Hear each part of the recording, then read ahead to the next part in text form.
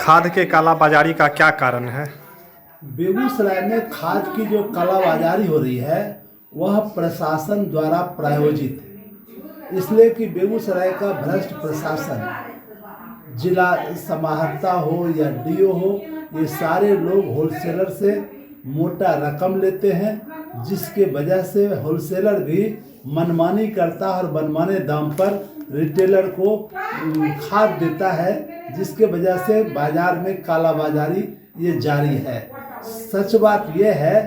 कि 1350 रुपये जो डीएपी मिलना चाहिए वह बाजार में खुलेआम 1600 साढ़े 1600 में आज बिक रहा है। इसलिए कि होलसेलर ही रिटेलर को 1500 साढ़े 1500 रुपये प्रति बैग डीएपी जब देगा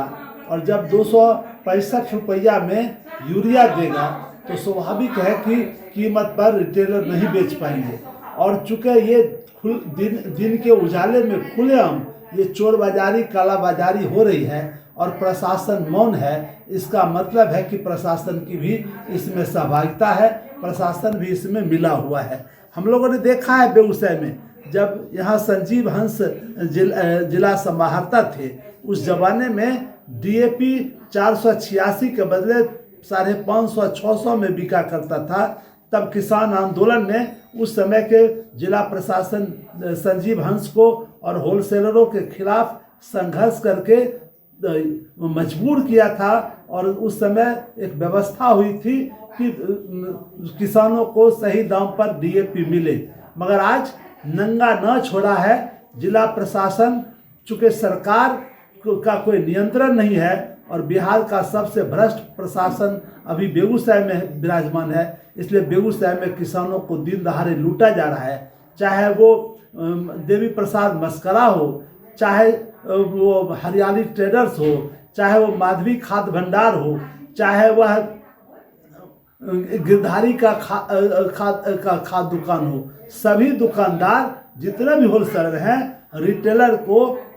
1500 से साढ़े 1500 रुपये प्रति बैग डीएपी देते हैं और साथ ही साथ अगर वो 1500 से कम में अगर देंगे तो इतना मात्रा में गैर जरूरी चीज़ उसमें शामिल कर देते हैं, जिसके वजह से रिटेलर मजबूर होकर के ये किसानों को महंगे दाम पर देता है। इसलिए इसमें खुलेआम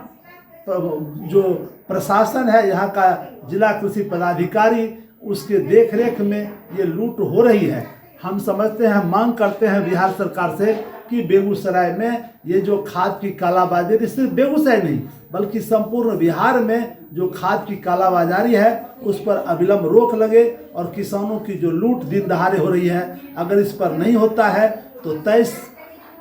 नवंबर को हम पटना में स्वामी सहजानंद सरस्वती आश्रम में संयुक्त किसान मोर्चा की बैठक करेंगे और उसमें सरकार के खिलाफ अभियान चलाने का हम आह्वान करेंगे। इसलिए हमारा सरकार से निवेदन है कि खाद की कालाबाजारी पर अविलंब रोक लगावे और ये खाद माफिया जो किसानों को लूट रहे हैं उस लूट पर रोक लगे, अन्यथा किसान संघर्ष करने के लिए मजबूर होंगे।